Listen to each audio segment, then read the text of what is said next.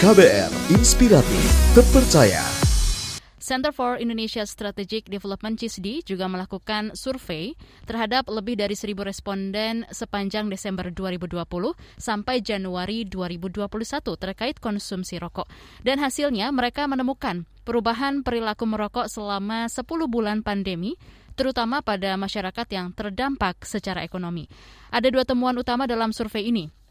Yang pertama, 4 dari 10 perokok aktif mencoba mengurangi belanja rokok selama pandemi. Dan yang kedua adalah 1 dari 4 perokok aktif beralih ke rokok yang jauh lebih murah. Dan dari temuan-temuan ini, apa langkah selanjutnya yang harus dilakukan? Untuk membahas soal ini telah bersama kita pagi hari ini di Ruang Publik KBR ada Lara Rizka, peneliti Center for Indonesia Strategic Development Initiative CISDI, dan juga Manik Margana Mahendra, Project Officer Komnas Pengendalian Tembakau. Kita sapa dulu, selamat pagi. Pagi Mbak. Ya, selamat pagi Mas Manik dan juga Mbak Lara. Tadi sempat saya infokan di awal gitu ya, ada 2 temuan utama dalam survei ini. Pertama, 4 dari 10 perokok aktif mencoba mengurangi belanja rokoknya selama pandemi. Dan yang kedua, 1 dari 4 perokok aktif beralih ke rokok yang lebih murah. Kita ke Mbak Lara dulu. Mbak Lara, mungkin bisa dijelaskan ya satu persatu soal kedua temuan ini. Silakan. Oke, terima kasih Mbak Naomi atas kesempatannya. Jadi riset kami ini formatnya waktu itu survei telepon. Jadi kita menelpon kurang lebih 1.000 lebih responden yang memiliki telepon genggam. Jadi kita bisa bilang penelitian kita ini merepresentasikan pemilik telepon genggam. Jadi tidak nasional representatif. Tapi itu cukup besar lah ya secara karena pengguna telepon genggam sangat banyak sekarang di Indonesia kan, lebih dari 75%. Nah, di situ kita lihat kalau ada indikasi dari kita menanyakan mereka ada perubahan dalam perilaku merokoknya kira-kira di bulan Februari sebelum pandemi diumumkan, apakah ada kalian mengeluarkan uang berapa rupiah untuk membeli rokok gitu. Dan kalau setelah 10 bulan di bulan November kira-kira pengeluarannya berubah atau enggak. Nah, ternyata 4 dari 10 menjawab mengurangi pengeluarannya. Jadi dan 24%-nya itu bilang memilih rokok yang lebih murah. Jadi kita lihat di sini ada indikasi kalau mereka perokok ini ketika di masa pandemi pun ada kesulitan ekonomi kan ya. Di antara mereka juga 77%-nya ini 77% dari responden perokok yang kita hubungi ternyata mengalami kesulitan finansial padahal. Tapi dari 77% itu tetap aja ada yang mereka mengaku tetap merokok dan caranya bagaimana untuk tetap merokok, salah satunya adalah dengan mengurangi konsumsi rokoknya atau pindah ke rokok yang lebih murah. Jadi kita menemukan ada 2 cara yang dilakukan oleh perokok untuk tetap merokok di masa pandemi. Gitu sih Mbak. Dan kalau kita listi lebih jauh, ada beberapa faktor resiko yang terkait dengan perubahan perilaku ini. Gitu. Yang pertama itu adalah adanya guncangan pekerjaan yang dialami oleh responden.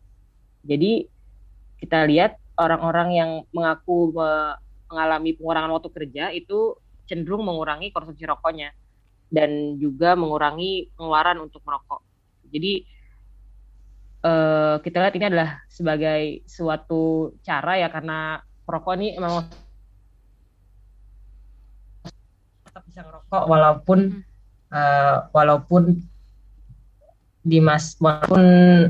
maaf ini kayaknya mikrofon saya masih terdengar ya? Masih terdengar, tadi agak terputus sedikit. Silakan bisa dilanjutkan Mbak Lara. Oke. Ya.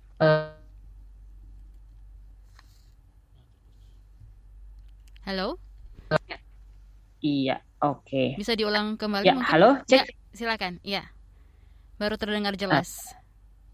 Iya, tadi headsetnya mati, entah kenapa. Ya. Jadi tadi yang pertama itu ada perubahan. Jadi faktornya itu ada 3 tadi saya sebutkan. Ada guncangan pekerjaan berupa pengurangan waktu kerja yang mendorong orang untuk akhirnya ya udah deh dikurangin deh konsumsinya, atau paling nggak pengeluaran, gimana caranya biar pengeluaran rokoknya nggak lebih mahal gitu. Yang kedua itu ada kesulitan finansial, jadi nggak cuma ya karena beban sama pandemi ini makin besar ya, jadi walaupun mungkin nggak semuanya mengalami guncangan pekerjaan, tapi mereka mengalami tetap mengurangi, karena kesulitan finansial mereka juga mengurangi konsumsinya. Dan yang terakhir itu adanya peraturan pembatasan sosial yang mendorong orang, ya tadi lagi-lagi terkait dengan kesulitan ekonomi, akhirnya karena ada pembatasan sosial mereka ekonomi terganggu, akhirnya pengeluaran untuk rokoknya juga dikurangi, dan kalau bisa beli rokok yang lebih murah gitu. Baik, Mbak Lara, sebenarnya apa yang jadi target dari riset ini sendiri?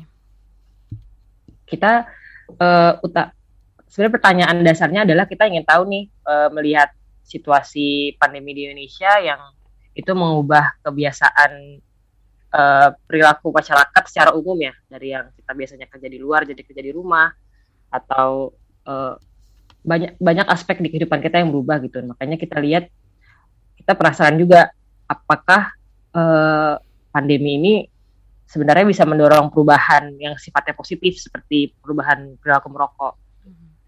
Tapi kenyataannya ternyata yang kita temukan tidak seperti harapan di awal gitu ya. Kita berharapnya sih perokok-perokoknya banyak yang berhenti, tapi yang mau berhenti malah aja caranya ya, Mbak, sangat sedikit gitu. Dan karena caranya maksudnya karena lagi-lagi kita bisa bicara soal keterjangkauan ya. Jadi gimana rokok sangat mudah didapatkan gitu. Mau lagi pandemi juga warung tetap buka dan harga rokoknya tetap murah. Jadi ya kenaikan cukai yang tahun lalu pun akhirnya dipertanyakan gitu ya, ini beneran ngefek ke harga rokok nggak sih? Toh orang-orang ternyata masih bisa beli. Itu sih. Baik. Dari data Kementerian Kesehatan kan angka perokok pemula itu 10-18 tahun di Indonesia terus meningkat. Dan di tahun 2014 juga ada 7,2%, lalu naik menjadi 8,7% di tahun 2016, dan di 2018 itu naik lagi ya, jadi 9,1%. Nah, dari Mas Manik, saya ingin bertanya, seperti apa Anda melihat nih temuan hasil riset dari CISDI ini sendiri terkait perilaku merokok saat pandemi ini dikaitkan dengan jumlah perokok anak yang juga ternyata terus meningkat atau naik? Yap, oke.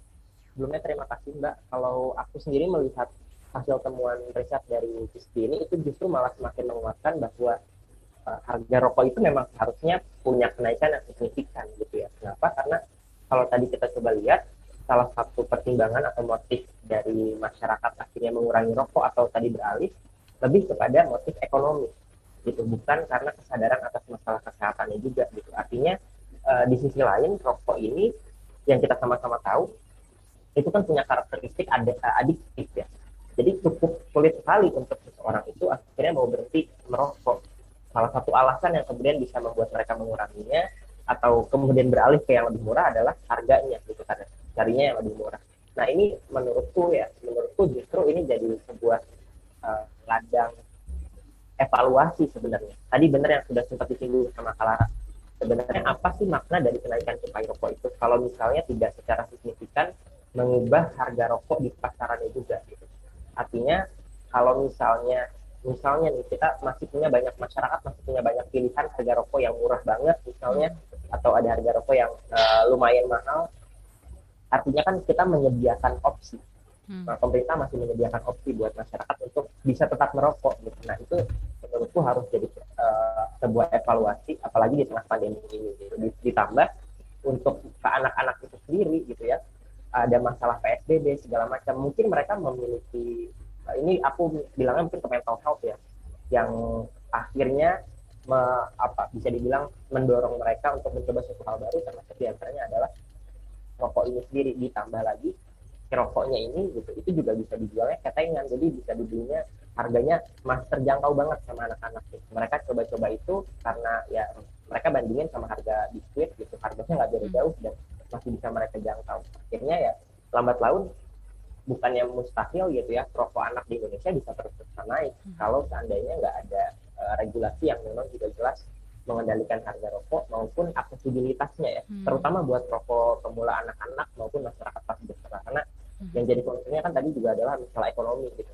Padahal secara ekonomi mereka mungkin juga terdampak gitu ya, gajinya pendapatannya jadi berkurang. Kayak harapannya kan sebenarnya dengan kondisi perekonomian yang kemudian sedang sulit ini gitu, kita lebih baik mengurangi hal-hal yang sifatnya tidak dibutuhkan, ya termasuk diantaranya adalah rokok gitu. Bukan justru malah beralih ke rokok yang lebih murah. Artinya kan kalau misalnya pendapatannya katakanlah 2 juta gitu, harga rokoknya yang 20.000.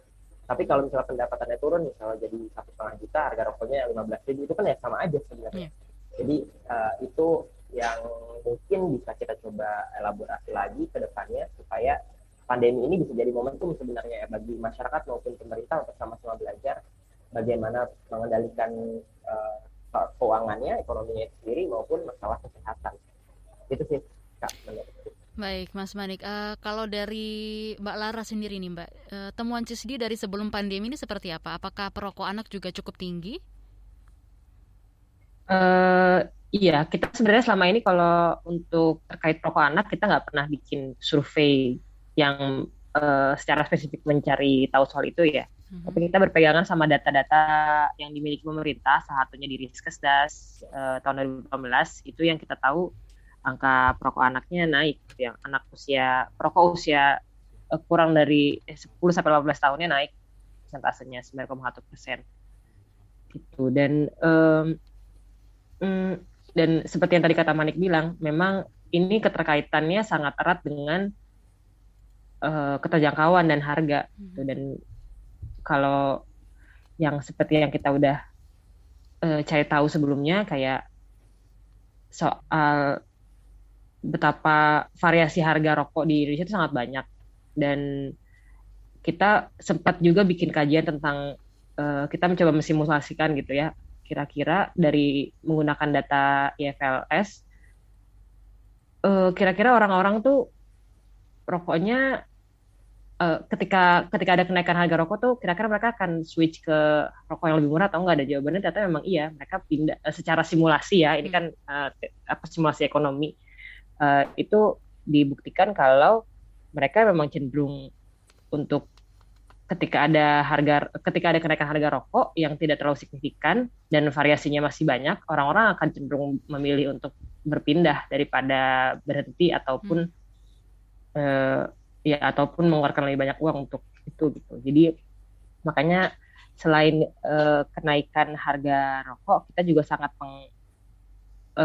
meng-highlight gitu ya, kalau kenaikan tarif cukai itu nggak cukup jika tidak dibarengi dengan simplifikasi atau upaya untuk mengurangi variasi harga rokok di pasaran.